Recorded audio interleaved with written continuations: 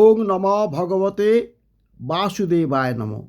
আমি আগের ভিডিওতে গীতার মাহাত্ম্য একটুখানি বলেছিলাম, তারপরের অংশটা আমি আপনাদের পাঠ করে শোনাচ্ছি। আগে কি বলেছিলাম? গীতা জ্ঞান সমাশ্রিত ত্রিলোকী পালমামহম। গীতা জ্ঞানকে আশ্রয় করে আমি ত্রিলোককে পালন করি।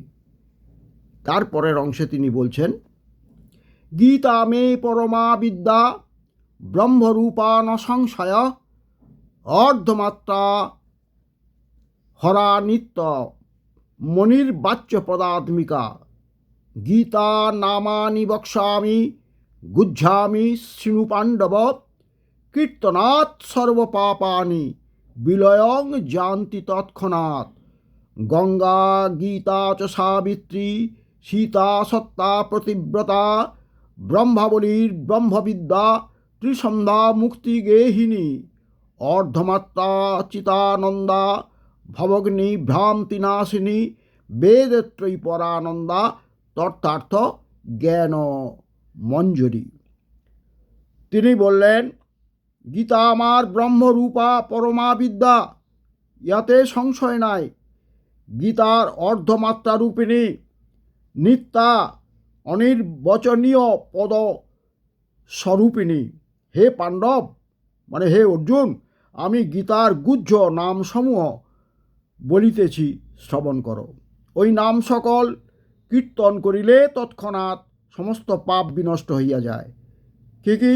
গঙ্গা, গীতা, সাবিত্রী, সীতা, সত্তা, প্রতিব্রতা, ব্রহ্মাবলীর ব্রহ্মবিদ্যা ত্রিসন্ধ্যা মুক্তিগেহিনী, অর্ধমাত্রা চিতানন্দা ভবগ্নি ভ্রান্তিনাশিনী বেদত্রয়ী পরানন্দা তথার্থ জ্ঞান মঞ্জুরি।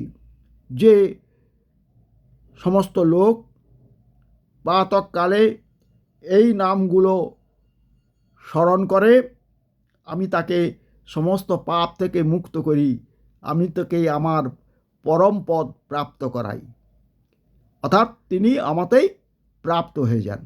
তাহলে ভক্তগণ, গীতার এই মাহাত্ম্যের এই অংশটি আপনারা ভালো করে